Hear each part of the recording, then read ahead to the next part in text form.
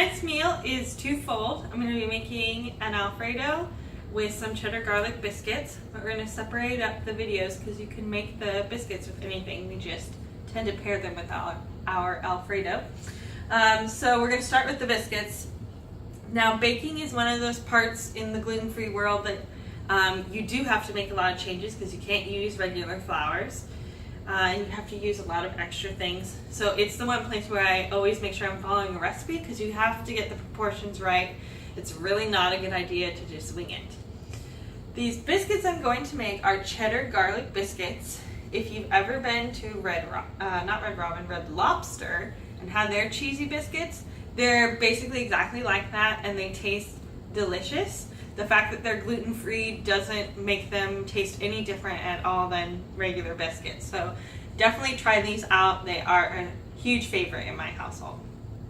So I've got everything set up here. I've done a little bit of prep work ahead of time. I've grated the cheddar cheese that's going to go into the cheddar garlic biscuits. I have melted some butter and margarine. There's 2 tablespoons of each in here. Melted just slightly. I don't need it melted all the way. I just don't want it cold because that's going to be hard during the blending process to get it broken up and mixing all together. I'm going to start by putting all my dry ingredients in. So I'm going to start with my flours. And my recipe calls for 3/4 cup of tapioca flour. So most of the flours I get them through Bob's Red Mill. They're pretty good carrier of gluten-free products as well as just other regular baking products too.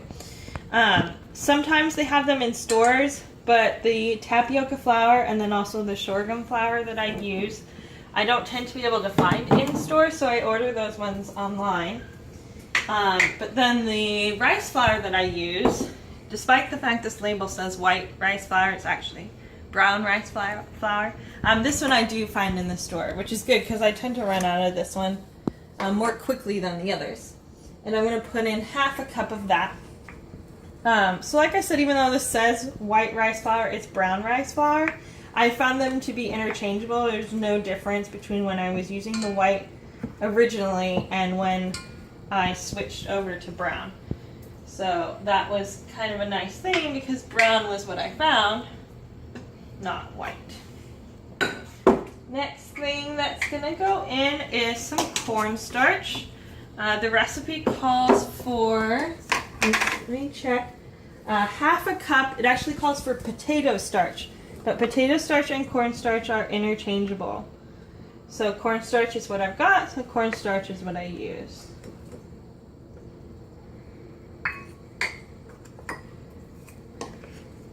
Okay, so those are kind of the heavy hitters. Those are my major ingredients. I'm also going to put in some baking powder and do 2 teaspoons of this. We're also going to do baking soda. That's going to get 1 teaspoon. That's our cookbook over there. That's what the biscuits will look like when they're done. The lighting is pretty bad. But back to the ingredients.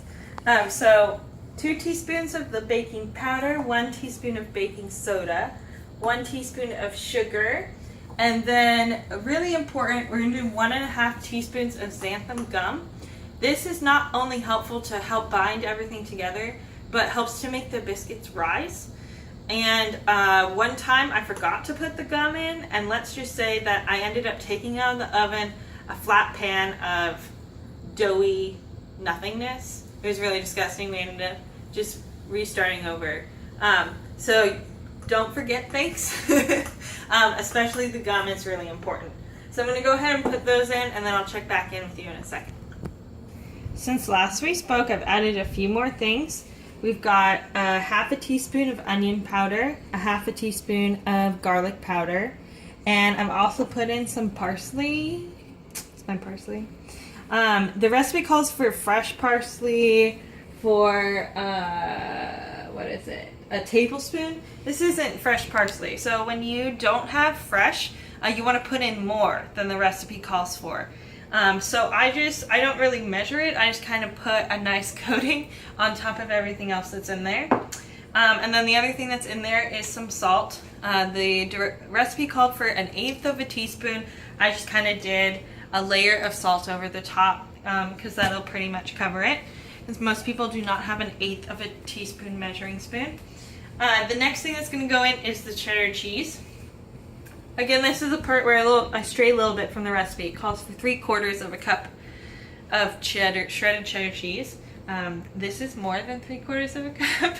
I like the cheddary flavor. I just kind of do about between 1/4 and 1/2 of a block of cheese, and that kind of works for me.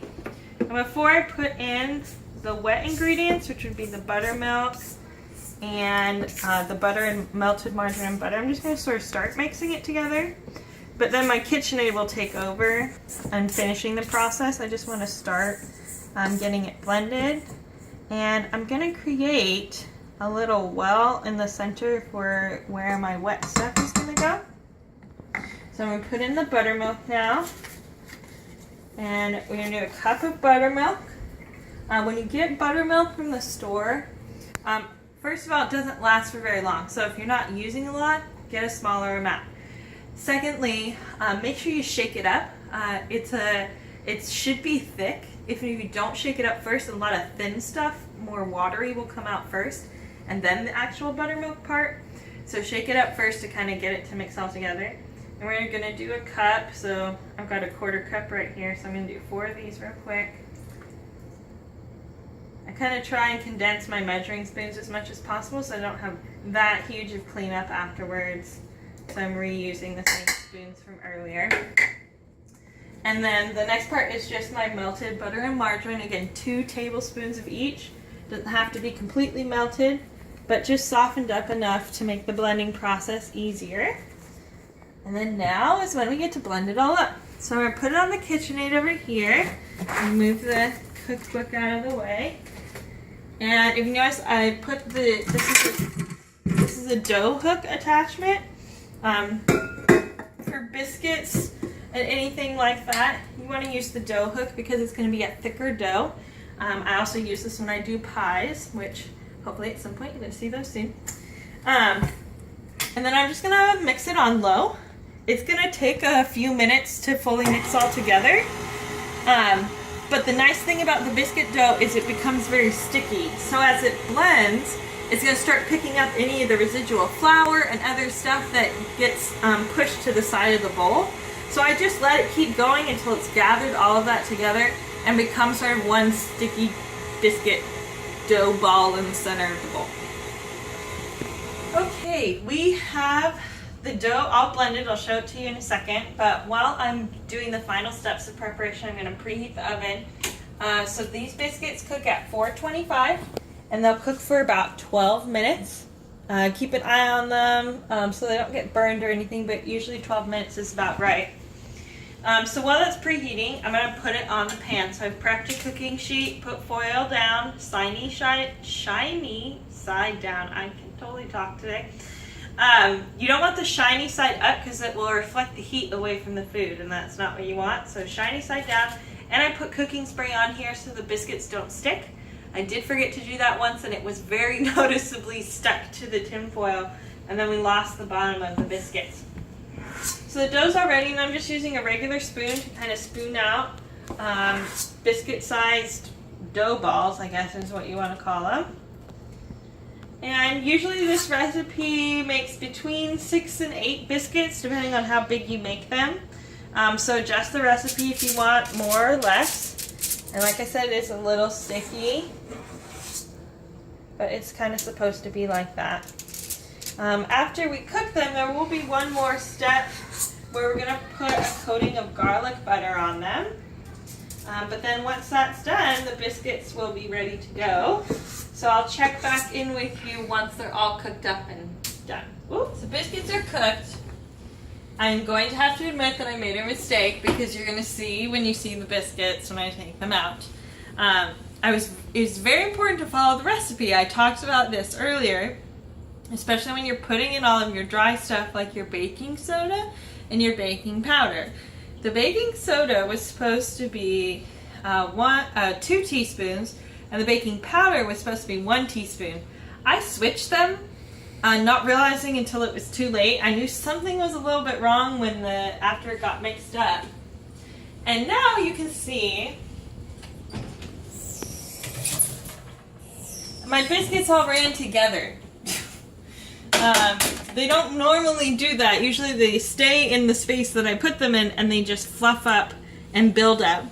But I think it was that very small mistake that I made messed up the ratio in the mixture, and now they kind of have all clumped together. The taste should still be okay and it should still be fine to eat, but obviously it's not as pleasing to the eye as one would like it to be. We do have one more step left to do. Give me a minute to set up for that, and then I'll tell you what the last thing is. Final piece for the biscuits is the garlic butter that you put on top. So I separated them out so they look like individual things now instead of one big blob on the pan. They still look good. This is the color they're supposed to have. You can see the bits of parsley in there a little bit.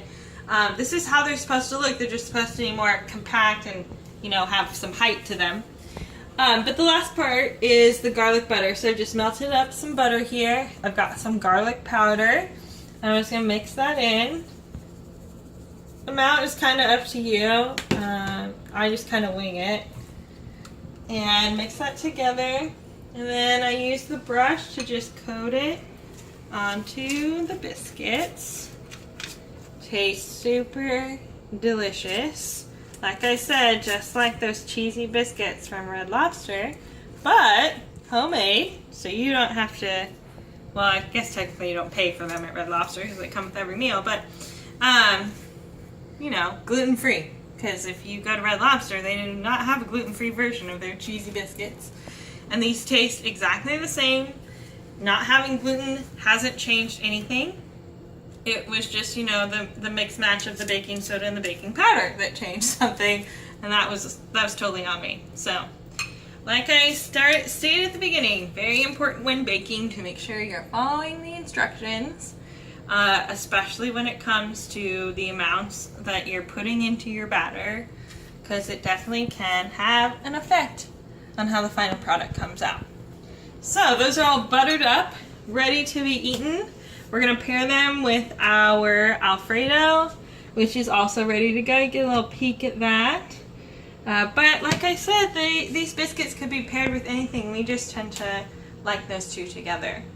So check out my Google Plus page, as always, to get the full recipe for the biscuits.